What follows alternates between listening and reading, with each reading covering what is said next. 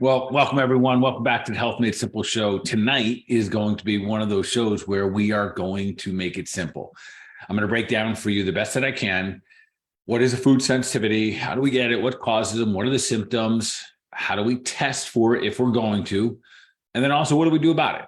And I think one of the reasons I'm excited about to share this show, and I probably should have shared this. I should share this like multiple times a year, is because many people have food sensitivities and are unaware of them. And they could be the very things that are inhibiting their health goals. And I know for me, I had some food sensitivities in the past that I was unaware of. And then the way I became aware was through testing. And I'll share with that how that process looks and what we can do about it. So welcome, everyone. Love having you. And we got a great show ahead of us. Yes, we sure do, Bart. So before we get started on that topic, couple clinical insights from today. Yeah, a couple clinical insights. And if you're new to the show, the clinical insights are literally insights that I have while I'm practicing. I say, man, I think this would just be a good one to share because I think a lot of people will be able to relate to this. So I have two. And the first one is a young gentleman came in. He's in his 30s, working hard, young entrepreneur. And he says, hey, Doc, I get it done adjusting. He says, Doc, question for you. Do you think I should take L-glutamine? And just like kind of out of left field, like, Doc, should I take L-glutamine? And I said, well, L-glutamine happens to be something that I love to recommend for people, especially if they have leaky gut, yet I don't know if that's where I would start you. Where did this come from? I asked him something like that. And so he said, yeah, I saw this post on Instagram about how everyone should be taking L-glutamine. And this is why I think everyone needs to relate to this. So listen, folks, I'm a huge advocate of vitamin supplementations, herbs. There's so many good things out there for us, yet we do not need to take them all. And I'd also say that there's probably a good starting point. So this is exactly my response to him. Do you know that you need L-glutamine for anything specific? And he said, no, I watched this ad or a TikTok or something, and it said it was great for me. And I said, well, if there's nothing big going on, I do think that there's a kind of a starting protocol that would be wonderful for everyone. And I'll share that tonight. So literally, if you drove by my office, walked by, thought about it, called it, whatever, I would say that everyone pretty much needs to be on a fish oil. My go-to is old school cod liver oil because it does have naturally occurring vitamin A and vitamin D. And there's a lot of different good ones out there. Most of the products I use in my office are through standard process because I know and I trust in them. That's the biggest thing. You know, side note, when people often ask me about supplementation, they say, Doc, you think supplements are good? Kind of pause because I have a hesitation in throwing out a blanket answer and saying yes, because I don't believe that. I believe that good supplementation is predominantly whole food based is really good for us. And that's the tricky part. That's the really tricky part. You would think that all vitamins came from fruits and vegetables and foods, but they don't. In fact, probably 95% of them out there do not. So they'll just kind of side note there. Anyway, so this is what I said to the young gentleman today, that I would, if I was nothing, we were dealing with the condition, we were just saying, what are some basics that most people are depleted in, most people would benefit from starting taking today? I'll put them on old school cod liver oil. Fish oil is fantastic for every one of us. That helps your brain. Only 50% of our brain are made of those types of good fatty acids. We need those.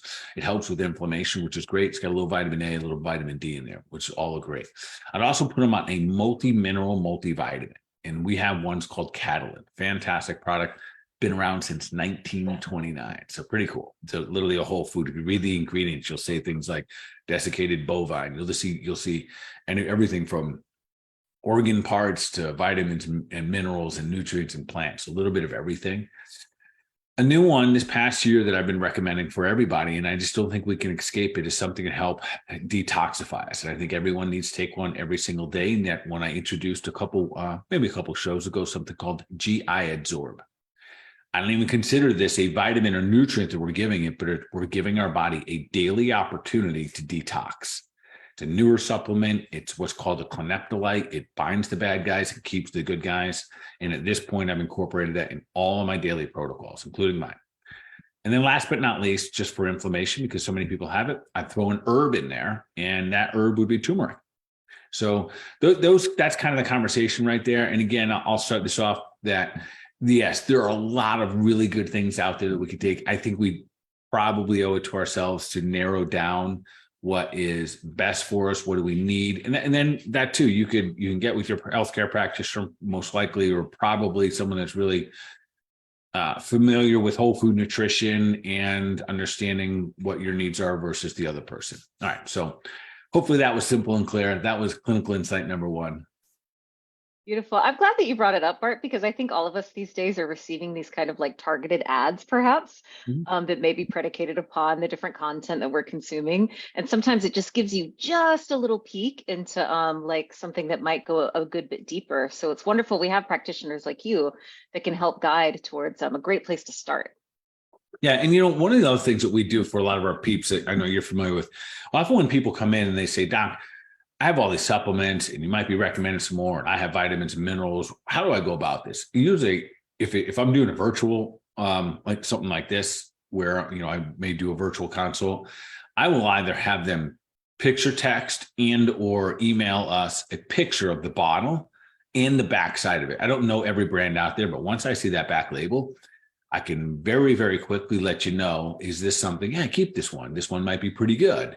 At least it's whole food, or we can tell real quickly. Most of them, this is going to shock people. Most of your supplements out there don't have any ingredients in them. No ingredients? No ingredients, because so it'll say, well, the ingredients. Well, what I mean by that is that you're not going to see any food or any vegetables or any body or animal parts. All you're going to see is the synthetics that made up those synthetic vitamins. So it's an eye opener. So if you flip over your bottle and you look for ingredients and you're trying to look for where are the carrots, where are the beets, and you're going to discover for a lot of those supplements, they don't exist. So anyways, yeah, so a little sidetrack there, but nonetheless, so that's the thing that we'll often do for our peeps is we just help them analyze and reduce maybe the volume and make sure what we are taking is the most important for us. And then, so I kind of think there's like a list where you have like, you need this, and then there's a wish list. Yeah. Totally. Yeah. All right. So again, another clinical insight, and this was a little interesting. And I think this is something relative for a lot of people out there as well. It isn't like a super happy or great story, but it is what it is. So younger lady comes in again in her 30s and she's struggling with weight loss. And so I have the basic conversation with her, how's the diet, pretty clean. And she says, well, how it is in the weekends. And I would love to be able to tell you that you can clean it up during the week and go party on the weekends and create optimal health. Yet it's not going to happen. You can get by with it. So some people might say, well, how about Joe and how about Sam or whatever? And they may be getting by with it. But if you're looking for optimal health, your optimal body size, your optimal weight, your optimal function, your sleep patterns, it's not going to happen when you don't put the optimal fuel into the body. And if anyone's telling you otherwise, I think they're lying to you. So I've been doing this long enough. And as much as my heart wants to tell everybody that you can slide on the weekends, most likely, if you're wanting to achieve optimal health or you have health conditions that you have to overcome, you're going to have to tighten it up for a bit. It's a good reminder, Bart, of us to have like a little visit of our why. Like, why is it that we are seeking to like feel a little bit better on Monday, Tuesday, Wednesday? Like, do we not also wish to feel good at the weekend too? Yeah. And that's just it. There's so many lifestyle things taking place, on the weekends, and we get drawn. And what the funny thing is, the more I have those honest conversations with people, most people, they don't really want to do it. They're doing it as, well, this is what everyone else is doing. And I can't tell you how many times I have that conversation. We're like, well, what else am I going to do? All my friends are out partying, or everyone else is having a glass of wine, or everyone went to dinner at the pizza place. And it was so funny because if you talk to all those individuals, and the majority of them don't want to be there anyways. They'd rather be feeling better the following days. So the good news is this, is that you're allowed to make your decision for yourself. And each time you make that decision, it gets easier the next time. That's the truth, Bart. It's like flexing a muscle, right? It really is. You go to the gym, it's hard, right? And then each time you do it, it's hard, but it gets easier because you've done it before. And then somehow you actually start to enjoy the hard work. And then that other funny thing happens where you start to kind of like magnetize other people who are like maybe practicing that same muscle. It is. And that's spot on. Discipline is attractive. Discipline is magnetic. And especially when it's done kind of in a loving environment versus, I do this and you don't do that, or you should be doing this. But when someone's inviting you to go to the gym, someone's inviting you to take better care of yourself, or you're inviting someone else, that's a great place to be. It's, I've been on both sides of this. I've beat my body down, beat my, my biochemistry down many times. And I know that this is just much more enjoyable on this side of it. I don't have bad days, where very frequently in the past, there were bad days simply because of what I did to myself. It's a fun thing to be cognizantly on the other side of that for sure. But yeah. Which leads into some of our conversation tonight when we talk about food sensitivities are going to require some level of heightened awareness about food. So you let me know, I'm ready to rock and roll and dive deep into this. Amazing, Bart. So here's what I know. We are going to talk tonight a little bit about food sensitivities and food allergies. And I imagine there may be some of us out there who feel like, is there a difference between the two? There really is. So let's start. There's a perfect place to start to kind of define what the difference is between a food allergy and a food sensitivity. If I was getting technical for a moment, I would tell you we were like doing lab work. When we do food allergies, we're looking for what's called an IgE response, and that would show that's a type of antibody. And then a food sensitivity is an IgG. No one probably needs to know that ever again. That's just for us kind of recognizing, like if you were testing or looking up things, IgEs are food allergies and IgG are food sensitivities. Now, food allergies are the typical ones that they're usually the ones that you'll see with like an anaphylactic response, where someone has peanuts and boom, they have a really, bad response to it. They swell up, maybe they have a hard time breathing, or eyes get watery, all that kind of stuff. And those are there's very limited food groups that create these type of allergies. And we see them with nuts very frequently. I'd say that nuts, shellfish, and sometimes eggs. And we're going to loop it back to eggs because eggs show up in both the allergy and sensitivity. But there's a reason for it. Not because eggs are bad, but there's some bad eggs.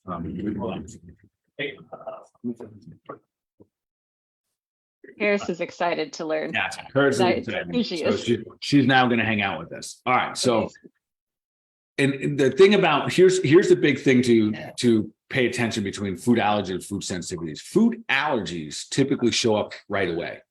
You eat it and boom, you have a response to it. It'll almost be like someone having an allergy response to a bee bite. They blow up right away, and they have, and that's where we would see responses like IgEs. Food sensitivity, and this is where it gets tricky with people in food. So food sensitivities, the response, the symptoms, and I'll go through those in just a moment, might not show up for 3 days. 72 hours is not uncommon. We consume a food on Saturday night, and on Tuesday is when your body really expresses the immune response. And that is where it gets tricky. And that's where tonight is really, I want to kind of dive in deep, because these food sensitivities, they are running rampant. We see more and more of them now than we ever have, even for healthy people. That's an important one to understand. We'll talk about the causes in just a moment, but symptoms, I'll just rip a couple off here. I think I made a list somewhere for myself. Let me put this girl down. Symptoms, acne, brain fog, skin issues, eczema, psoriasis, joint pain, weight gain, low energy, depression, anxiety, bloating, weight gain. I said that already. Constipation, diarrhea, IBS, itchy eyes, runny nose, coughing. Yes. Symptoms of food sensitivities, Bart. That's quite a list. So now, what I want all the listeners to think for a second here is that you have food on Saturday night, you have beer and pizza. And you say, Doc, I don't have any problems with gluten. I have beer and pizza on Saturday night. But now you have allergies during the week. Yeah. And we're not connecting those dots.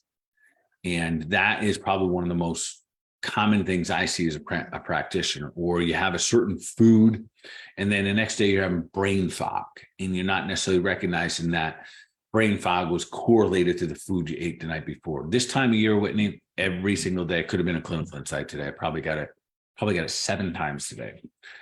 real bad allergy. Are a lot of other people having bad allergies? And that's a very common thing I'll get, and almost always. Paris loves to be on the show. Yes. We're lucky to have her. Sorry, folks. My dog wants to just make noise and hang out and bark at the other dogs that are outside right now. Anyway, so what happens with the food sensitivity? So everyone listen, if you're waking up right now or you think it's allergy season or allergies have been really bad for a while, and we'll get into why this is so important to at some point really work on correcting it, is because once they start to that food sensitivity, it could be to a food that you're commonly eating. Let's just say it's a food that you eat every 3 nights. It'll act as if you have constant allergies all season long. You almost will not get into a situation where they're gone. I'm gonna have a timeout real quick. I'm gonna put some dogs away. Fantastic. I think it can be really common where we find ourselves having these like seasonal allergies. And I say this from experiences in like my own family, where you feel as though like it's got to be because the ragweed's in bloom, or maybe it's just that time of year.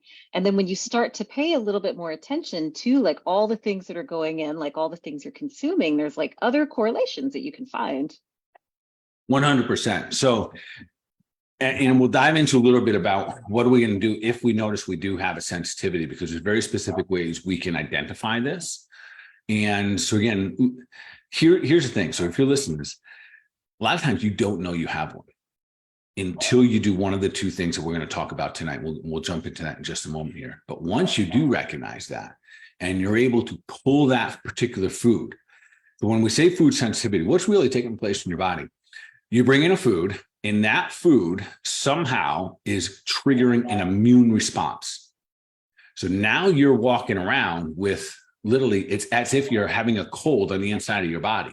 Your white blood cells are activated. There's the fatigue. There's the histamine response.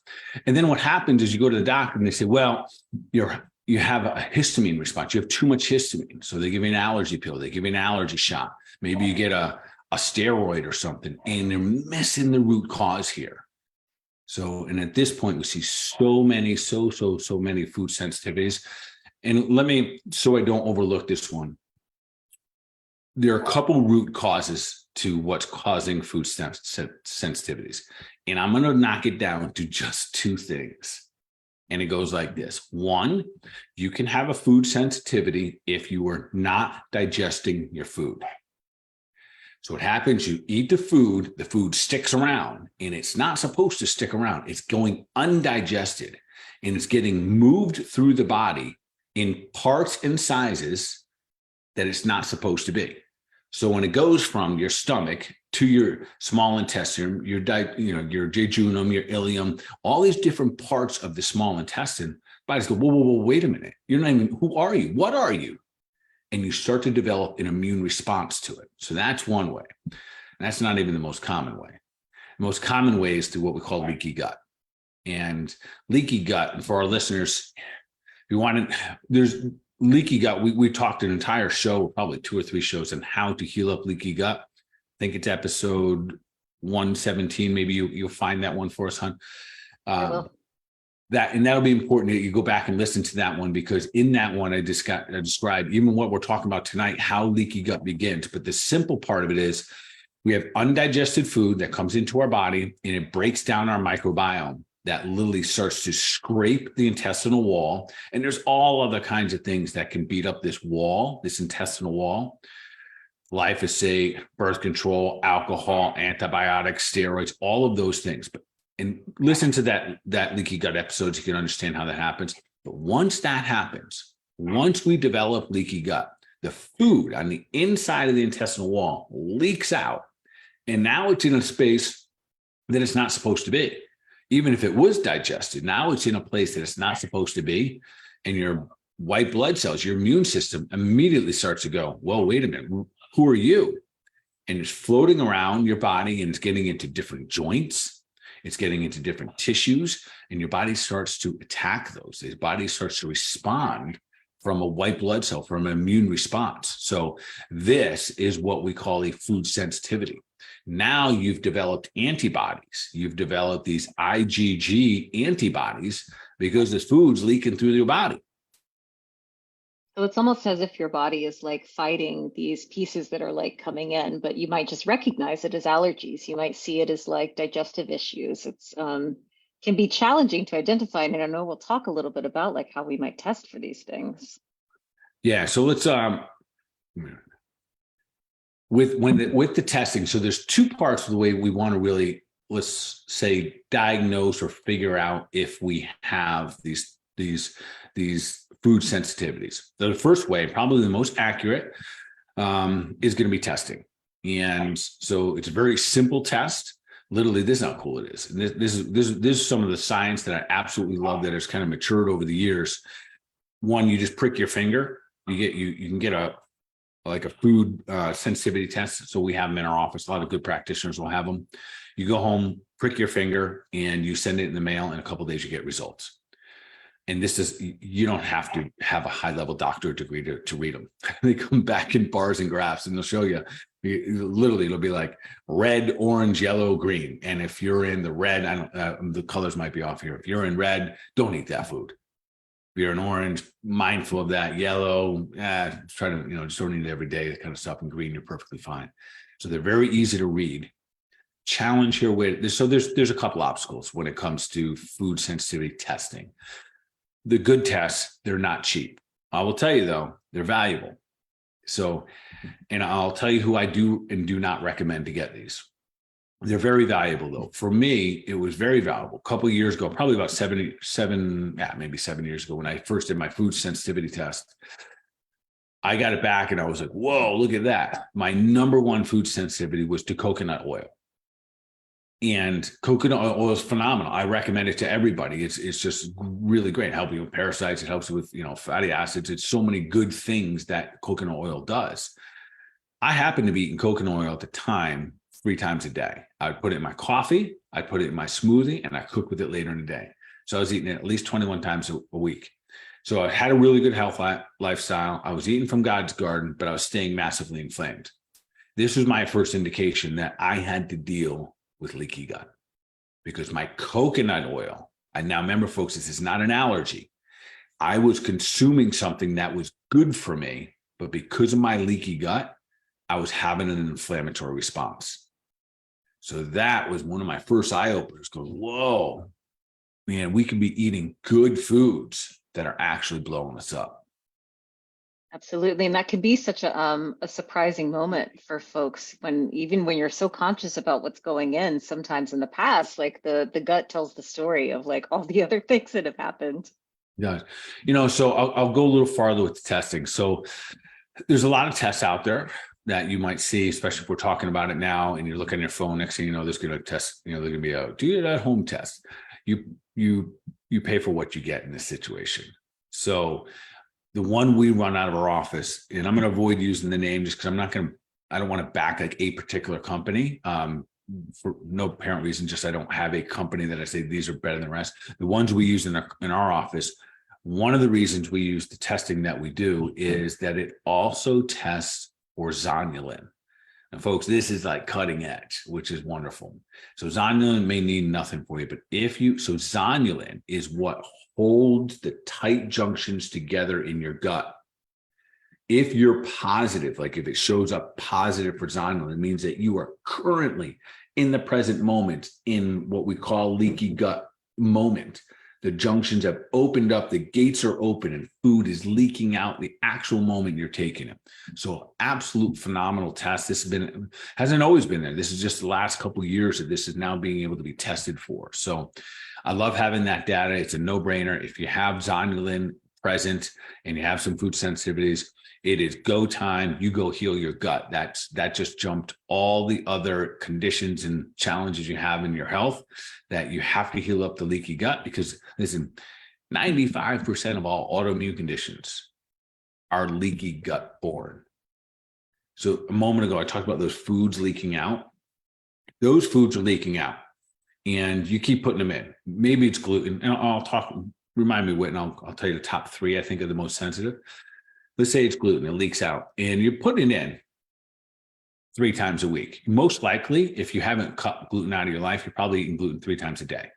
So it goes everywhere and ends up it can end up in the joints. You can be floating around in the bloodstream. Your body thinks that it kind of mimics the thyroid hormone, so it might attack your thyroid. It might end up in your joints and you develop something like rheumatoid arthritis. Might beat your gut up enough and you end up developing something like celiac disease, which is an autoimmune condition, caused by gluten. So there's so many things that can happen once we have leaky gut. So when it comes to the testing, the pro is that you get the information right here and right now. The nice thing is that you can then, so for me, I can eat coconut oil now. I've healed up my leaky gut. I took a time out, and we'll talk about what that timeout looks like. I took a time out from coconut oil. Then I started to reintroduce it little bit by little bit. When I first did it, I reintroduced it too early. And I started going, oh, got it. This was the feeling I got used to. So when you reintroduced a little bit early, Bart, it was a feeling that indicated to you that perhaps we had moved a little too quickly. Is that correct? Correct, 100%. Yeah, not a test, just a feeling. Yeah, got it. Yeah, it was just a feeling. So I kept it out of my diet, which was a big change. 3 times a day. Like I was putting my coffee 21 times a week, Bart. I mean, that's yeah, absolutely. It was in copious amounts. If I like it, I use a lot of it. So this was something that was kind of uncomfortable for me to get out, but nonetheless very valuable, because when I did, I started to notice I wasn't having that lull midday. I wasn't thinking, oh man, is this caffeine? Was this an adrenal issue? This was literally my immune system loading me up with all this histamine because of a food that is very healthy on the health chart. But because of the leaky gut, this was creating an immune response in my body, and it was tanking my energy every afternoon. All right. So I introduced it a little bit too early. So I guess if there's a con, or say there's a pros and cons to testing, the con is that there's a cost involved with this. So it's not the cheapest one out there, but I'm kind of telling everyone, listen, it's a very easy test. You can do it at home. Get the right test. Like go to your functional medicine doctor and make sure that you ask them for what, and listen, we'll mail them out if you guys want them. We'll mail them out to you, get the test. I will be happy to go over your results with you. And if you listen to the next part of this, you might not even need me to do that for you. So the second part of that is that you can just do an elimination diet if you don't want to buck up for the cost of the test. Okay. The elimination diet is also what you do when you come back with positive results from the test. So now you eliminate it. Now it's important to understand this. It wasn't because the food was bad.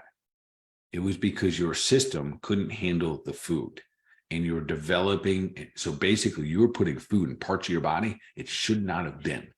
So fortunately, your immune system was going to attack it just like it would a bacteria and hopefully a virus. So that we have to kind of make that understanding. And it doesn't, so it's not like an allergy. People that have peanut allergies, for the most part, they're going to keep those allergies the rest of their lives, for the most part. Food sensitivity tests, you can wipe them out. I can eat coconut oil now. So we do need a time we're just going to eliminate. Minimum 4 weeks. But there's some other things we got to be paying attention during this 4 weeks. So for example, let's just say you have a fair amount of gluten, and I'm beating up on gluten, but I will continue to beat up on gluten because it's just, there's no value for us. So in the event that you say, I'm going to take gluten out of my diet for 30 days, we also got to be real mindful of what we end up substituting for it. So if there's one thing I learned crystal clear is that the universe does not provide voids. It always fulfills the void. So you can't just remove something. You can't just quit something. It's always fulfilled. And if you don't choose it, it will be chosen for you. And most likely it'll be a similar substance. So you take out gluten, you add in ice cream, meaning that, and why is that? Why are they similar? They're both quick, fast acting, get your blood sugar raised up real fast. No different than the alcoholics who go in the back of the room and grab a bunch of donuts. And I'm not mocking this, but it's a terrible system. And most of those folks probably aren't even alcoholics, they're sugarholics, and they're just substituting. So that's kind of my point here. The mindfulness in elimination diet is really important, that you take something bad out, because in the moment it's bad on your chart, So gluten might be it. Coconut oil might have been for me. And if we have to replace it because the universe won't allow for a void, so something has to fulfill that space. We have to choose what that is going to be. And hopefully you choose a good food from God's garden that you know isn't going to create a response in your body. So that's a real important part. So, like, while we're on the topic of gluten, Bart, I wonder if you ever get the question, like, what if I feel like I'm not so sensitive to gluten? Because I know we talk about it all the time. So I get that a lot. And I understand this. And there's two ways I'll answer that. The first way would be you might not know you're sensitive.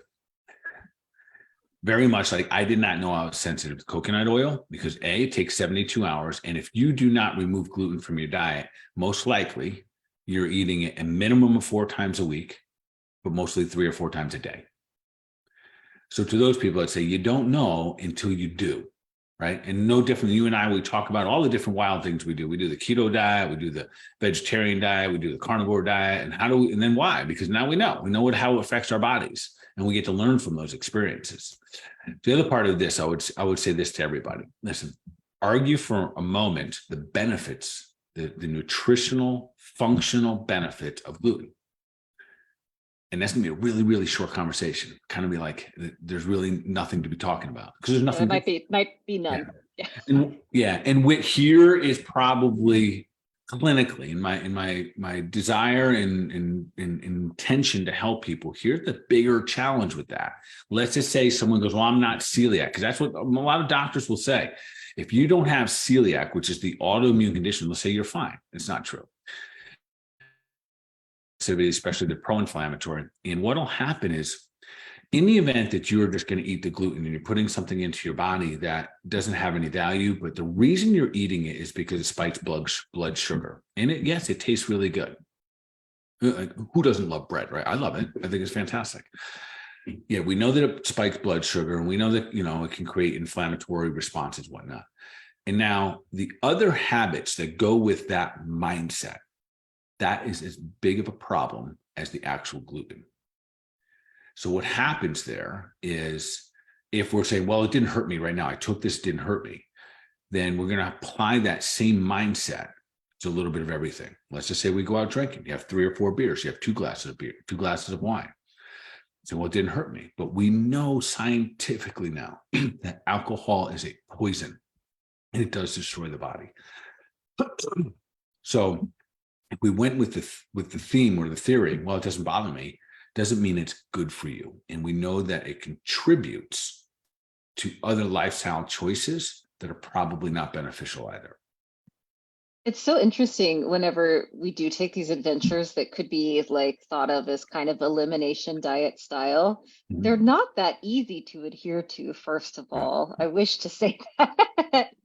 It's a real journey to walk. It really is. I will never tell. I think it's simple concept. Is it easy practice? No. Because when it comes to food, we've never flexed disciplined for more than 24 hours, for a couple hours, maybe one meal, right? And that's reality. Like, usually if there's an offering, you just eat it, right? You just, either you like the taste or you don't. You don't have, most of our lives, we haven't made our food decisions based on our health, and especially not optimal health. And here we are in Health Made Simple show, and most of our listeners are really kind of seeking some level of optimal health. And most of the people I see nowadays, they're choosing maybe to get rid of their ailments, but also trying to move toward health. So there's that goes into it as well. If being healthy is not a big deal to you, and I do not say that facetiously, there are millions, tens of millions of people who literally do not care about their health if it attaches personal responsibility. And I say that very boldly. I'm saying it very accurately and very competently. I've been practicing for 26 years, almost 27 years now. And there are tens of millions of people that do not care about their health if that also includes personal responsibility. On the nose as it is, Bart. And it's Mm-hmm. cool to identify yourself as like, I don't know, someone who does lean in towards health, even if that does mean a little bit of extra work. Yeah. And for a lot of us, we're driven by the pain. And I think that's okay. I know most of my health decisions, listen, if it wasn't painful for me to eat gluten all the time, I don't know that, I can't honestly say that it would be as easy for me right now to draw such a hard line. Now that I've had so many different health practices, it gets easier for me to get motivated towards something that's just good for me. I don't have to experience the pain that I once did, meaning that my body wasn't working good. I was tired and fatigued, etc. So I think I covered what I needed to cover when it comes to the testing. Yeah, I think so. Yeah. Oh, let me go back to the elimination part. So you want to eliminate something in minimum 4 weeks. I'd probably try to stretch it out to 6 weeks. Now here's what we got to do with this. Once you've eliminated that food, now you want to reintroduce that single food, not a group of them at a time. Let's say you did a food sensitivity test and you have 5 highlighted. You only introduce one at a time. And when you do that, I'm actually going to recommend you introduce it in bulk. Yes, I know. So, meaning that you're going to then have a gluten party. You're going to have a coconut oil party. Yeah. I never thought you would talk about a gluten party, Bart. Yeah. Keep going. And reason being, and I've gone both ways with this, it's not the best way to do it, but sometimes it becomes the most obvious.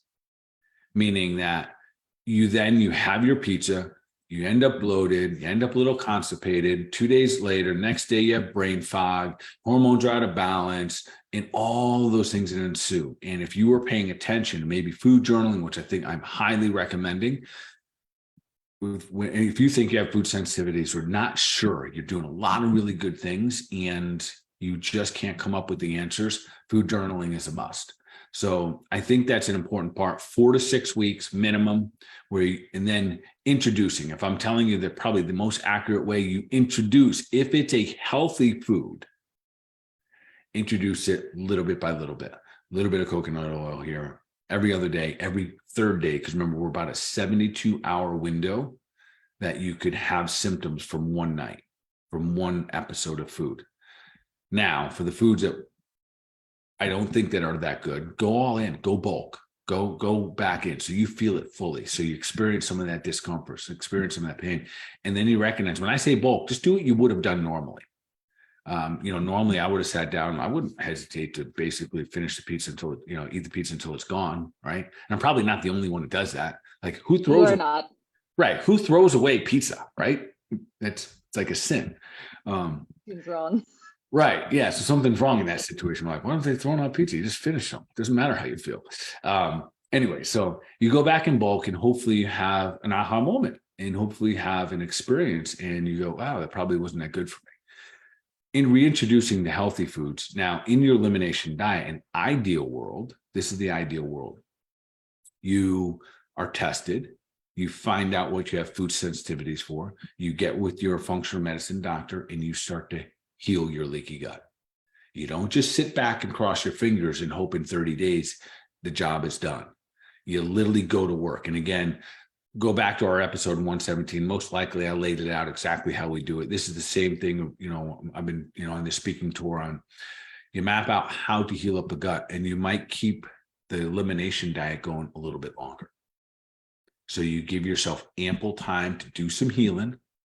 And I tell you what, you heal up your gut, well, oftentimes you can then have a wider array of food, which is nice. So the on occasion, and what do I think is on occasion? Every month, every other month, when you do have some gluten, you do have a couple of donuts or a stack of pancakes or something, no big deal. If you suspect that you might have a food sensitivity, so maybe one of those like symptoms that you listed at the beginning, you think like, okay, I'm not really sure where my allergies are coming from. Maybe it's food sensitivity. Maybe an elimination diet, maybe pursuing some testing. Bart, if you were to pursue doing one of these kind of at-home blood tests for food sensitivity, would it matter like what your current diet is? Yes. So great question. So this is where sometimes I do and do not recommend it. So if someone first comes to me and they're not doing good, and maybe the new client, we haven't talked too much, but I start to kind of dig into their lifestyle and I'm talking about their nutrition and they say, I have a glass of wine every other night, and I eat whatever. I eat pretty good. That whole conversation. Nah, I don't really go to fast food unless I get caught on the road, that kind of stuff. But their diet's really not that good. It's not really mindful. They just think they're getting away with it. That individual whip, I actually don't even tell them to spend the money. I tell them, hold on, go clean, go God's garden for 30 days. Go just do your best and do a whole food diet for 30 days. Then come back. Because the truth is, if you're putting all that stuff and you're showing up and you feel like you got stuff going on, it's probably going to light up like a Christmas tree. And we don't really get a good accurate understanding of how your body's responding to foods because you're completely inflamed to start with. Okay. Yeah. So the flip side of it, sometimes the most important person to have the food sensitivity test is my super healthy person that is literally watching every food they put in their body. And they literally say to me, Doc, what else can I eliminate? I don't do gluten. I don't do dairy. I don't do lectins, blah, blah, blah, blah, blah. And they're frustrated and challenged. And there's a very good chance that that individual would have the highest value in running the food sensitivity test, because what we end up often seeing is like my test that comes back, and the very foods that I'm eating consistently that are good foods, right? Coconut oil is a fantastic medicinal food. And it's the one that's blowing me up. It's the one that was kind of creating the most inflammation. So you mentioned earlier lightly about eggs. Like eggs are magical. What amazing like protein source. And like, do you find that there are some folks who have allergies and or sensitivities to eggs? Yeah. So probably the top three things would be gluten, dairy, and eggs. But I want to throw an asterisk out for eggs, and here's why. I almost don't want to mention it because this is what really matters when it comes to eggs. So unfortunately, there's a massive hierarchy of quality of eggs. And there's two things that are going on. So there's just like the everyday little white egg that you get from the grocery store. That's still, even today, even though egg prices have shot through the roof, they're probably $1.99 a dozen. They used to be 59 cents, 49 cents a dozen of these things. And these are fed from essentially very sick chickens. These are fed from chickens that all they eat is grain, soy, pig poop, etc. That's not an exaggeration. That's what they eat, right? They just eat anything that's on the ground. So it's not uncommon that farmers will literally bulldoze in the pig poop, and then the chickens eat that, or vice versa. The pigs get the chicken poop. I know, kind of crazy. But those chickens that are not grass fed and that are not, we know that they're not pasture raised, grass fed, and that they're only eating, organic materials, that they're not being fed corn and soy. It's where it gets a little bit tricky. I believe there are still some organic brands out there that feed them corn and soy.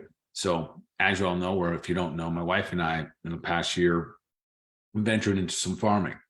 And of course, we're going to feed our chickens like we feed our dogs, which are better than most humans eat. So we're figuring out what is actually the best food for them. And we're getting through and narrowing down all the different food companies out there. We came up with one that passed our test, one food company. Many organic companies, one that passed our test, which means that, do I think all the chickens out there are getting fed organic foods that are not just corn and soy? No. So here's the issue. A lot of your food sensitivities, when you eat eggs, typically when we eat eggs, we overconsume them. We eat a lot of eggs. Eggs, no doubt, could be the world's best food. No one gets harmed. Like, we're not killing anything. You get an incredible source of good fat, B vitamins, choline, incredible sources of all the amino acids you need to make a protein. It could be the world's best food, especially for baby brain health, all of the above. If that chicken is fed poorly, now all of a sudden, here's where it gets a little tricky for my people that really like to understand what's going on. When they're fed corn and soy, their omega-3, so typically a pasture-raised organic egg has a high level of DHA and EPA, which makes the omega-3s very high. That's fantastic. The corn and soy, this is crazy. The corn and soy ones are high in omega-6s. So now you went from an egg that was anti-inflammatory to pro-inflammatory. Omega-6s are one of the big issues we have with inflammation, just like we do with bread, like those are omega-6s. If your omega-6s are too high, you develop systemic inflammation. So from my experience, when people eat the right amount of eggs and eat the right quality of eggs, perfectly fine. If they eat the too many eggs, and too many is, it's all relative, too many eggs and poor quality, we see a lot of inflammatory responses taking place. So with that in mind, Bart, and this is such a hot topic, literally like the eggs at the store right now, what is it that we could be looking for if we're just going to like the grocery store to source the eggs? So for the most part, you want to look for pasture raised and organic. And then you want to pay really close attention to when our chickens start laying eggs. Yes. And I'm saying that jokingly, but now we have so many chickens right now. It's calculating how many eggs we're going to have. We're going to have a lot of eggs. We have a lot of chickens. Eggs. Yes, we're going to have a lot of eggs. So I'm so excited to be able to offer them to the community when that time comes. Yeah, so super excited. Yeah, about that. But nonetheless, pasture raised and organic. If they say free range, that's a kind of that almost means nothing. So you want to get pasture raised and organic, and that's your best likelihood. If you want to take it a next step, you can call the farm. This is what my wife does, right? She calls the farm and she says, "What do you feed them?" Then it's usually a little runaround for most of them. That gives us a little red flag. And then she says, "Do you feed them corn and soy?" And then if there's a runaround there, then we have to check in. Until the answer is yes, then the answer is no.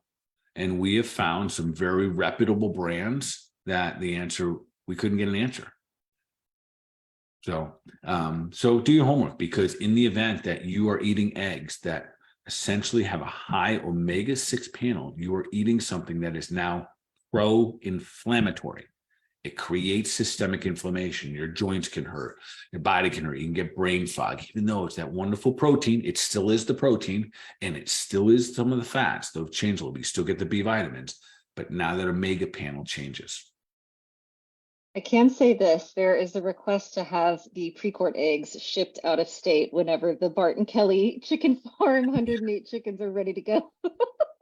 108, Whitney, that pack's 125 strong. 125. We've increased in numbers. I don't know. We'll take it. And then we got 13 ducks too. So the duck eggs coming up too. I love it. Yeah. Is there when you mentioned, okay, so like the top three, gluten, dairy, and eggs, would that be similar to dairy, Bart? Like so gluten maybe is never going to be like awesome for the body. Eggs, we can find amazing ways to incorporate that in. Where does dairy sit on that scale? Yeah, so dairy has a couple tiers to it. So the typical issue is that we end up having issues with the casein it's a part of the protein that's available in dairy. So what's nice is that if it's still intact and we haven't broken it down through the homogenization and pasteurization, and that fat is still fully intact, like some of our cheeses, you usually can get away with some of that. Now, here's the challenge with dairy. In the event, there's kind of two problems. One, the dairy that we used to have in our cultures, like our ancestors, those cows were a little bit healthier, and before they started to get crossbred, they had a lot of good enzymes. One specifically called A2A2, and that particular enzyme. And there's still some farmers out there that have these cows and like these sacred cows, and they keep breeding them so they make sure that they have a good steady supply of these cows.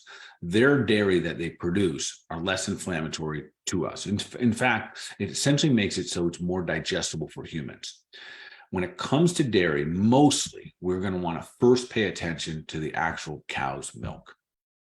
So there's kind of tiers here, meaning there's milk and then there's cheeses, and there's quality of cheeses. And do they have the A2A2 enzymes still available? So when it comes to the milk, I would, for the most part, just knock it off the board and then make that transition to maybe a coconut milk or a cashew milk. I would say almond is still healthy for us. The challenge with almonds is they're hard on the earth when we eat a lot of almonds, quite frankly. So to make almond milk, it's such a tremendous amount of water out of the earth to make a little bit of almond milk. So we want to be as mindful as we can. I don't think there's anything wrong with them, but there's some facts for the environment there. So to your question about the dairy, and usually the other part is this, same thing with the cows. Unfortunately, a lot of our cows, when we get the traditional cows, they're unhealthy cows. They're super inflamed. Same thing. They could be a great source of omega-3s. They become massively skewed in that they're omega-6s. So instead of eating and having a good fat or even the protein from there, which is an omega-3, which would be anti-inflammatory, now we are consuming a food that's pro-inflammatory. This goes a little bit farther, Hunt, where in the event that you also have the leaky gut, so that could happen all without leaky gut. If you do have the leaky gut and those milk molecules are getting through into other areas and there's sugars there, you're going to have a very pro-inflammatory situation. That's the lactose intolerance. That lactose intolerance usually is not just sitting in the gut, it's because it's leaking out. And now we have a sugar leaking out into the system, and your body has a massive immune response. And that's where we see the puffiness. I can see the kids a mile away. I look back at the pictures when I was a child. That was me. I ate milk every single day with a gluten breakfast, which was either toast and or waffles or pancakes or muffins or all the above. And I ended up having the kind of the triad that goes with it: allergies, asthma, and acne that go being so inflamed. I never forget getting rid of dairy, more so because I moved away from home and I probably just couldn't afford it when I got to college. Acne went away. It was very, very interesting. And then as a practitioner, I learned this: if I see someone that their face is inflamed, acne is just an elimination process of pushing things out. The leaky gut has to be cleaned up. And I said earlier, one of the symptoms could be acne when it comes to food sensitivities. I know I'm kind of derailing a little bit here, but when it comes to the dairy, one of the reasons is, again, it's not good dairy. I'm still not a huge fan of raw milk, and I'm going to explain the simple reasons why. My goal is always to make this really simple for everyone. If you really get used to milk and it's really high quality in this one, and you're drinking raw, and somehow you're able to access it, when the raw is not there, it's probably going to lean on the other one. And because there's not very many options for raw milk, there's so many other good things we can do without going to raw milk. But a lot of the good cheeses, there's a lot of good things. So you might find yourself perfectly fine with it. And again, your diet is super clean and you still have the good cheeses in there, just like I had the good coconut oil. But you still know that deep down, your body's just not where you think it should be, probably worthy of doing a food sensitivity test. So in the case that you find out, Bart, that you have some sensitivity, or even if you suspect it, like if you suspect that food's just kind of hanging around in your belly, is there any sort of like supplementation we might invite in to help that move along? Yeah. So if we go back to where I started and said there's really two root causes, it's undigested food. So most of us, our digestive enzymes are beat down and weak. So we use a digestive enzyme called Zypan. It's hydrochloric acid, and it has a little bit of pepsin in it too, which helps us break down protein. So I would say it's super effective for everybody. And the other thing about our digestive enzymes is that it's part of our immune system. So that's what kills off bacteria. That's what kills off parasites. That's what kills off the viruses. So having a really, really strong acid-based environment for your stomach, super, super beneficial. There are some others. So there's another digestive enzyme that I use that doesn't include hydrochloric acid. It's a little bit more of a vegetarian-based one called Onzacor. Speaking to the gentleman who asked me about L-glutamine earlier, I love this particular blend, this digestive enzyme, because it has L-glutamine in it. Very specifically, it's helping both here. It's helping us digest our foods better and also heal up leaky gut. And it's just it'd be one of those good ones. I take some, you'd be able to say, I take something good for my leaky gut and digestion every day. And you might put that in our notes. It's called Onzacor. And the way that we take the digestive enzymes, ideally, you're going to take them before your meals. If you forget, you take it during the meal. And if you forget, then you take it right after. You want to aid in the digestive process. So in the case that someone did want to do a bit of testing, they could reach out to us. But even if they have like some food sensitivity testing that's already done, would you be able to link up with them kind of wherever they may be for a consult? Yeah, 100%. So we do Zoom consults every week. So very easy. So no matter what state, you don't have to be here in our clinic. That was one of the beautiful things that's come about these last couple of years, that we have access to help people all over the country, which is nice. So if you have access to Zoom, we can help you out, or sometimes we even do them via phone. So we can review labs, we can review supplements, we can create strategies and help heal up your gut, or whatever maybe. But that's a real simple process there. They just call the office, say we want to set up a consult with Dr. Bart, and they will find you a date. It looks a lot like this. You become me, and then Bart is Bart, and it's just Yes. two of you chatting. Yeah, that's it. A beautiful thing. Yeah. Well, Bart, here we find ourselves at the end of another show. I wonder if you can answer this last and best question. What is one step that our listeners can take towards towards becoming superhuman? I would continue to lean in the idea of just becoming more and more aware. I think most of our listeners are. If you're listening to me, to us talk for the past hour, no doubt it's because you're looking to continue to gain knowledge and understanding in little tidbits to move your needle in the right direction. And more, I find that the awareness that we have is one of the most powerful things we have. So that one tidbit I would give them today is to continue to develop your awareness and trust it as well. Trust your intuition, trust your awareness, and keep raising that bar there. And that'll get you as close to superhuman as you want to get. Guys, thank you so much for joining us here at the Health Made Simple show. Yes, thanks everyone. And keep doing your thing, keep sharing out, keep spreading love, of course. Give us some good ratings if you want on like Spotify and all these other places that you can find our podcast here. And of course, we're going to continue to take deliberate action for the mind, the body, overall wellness. Y'all be awesome.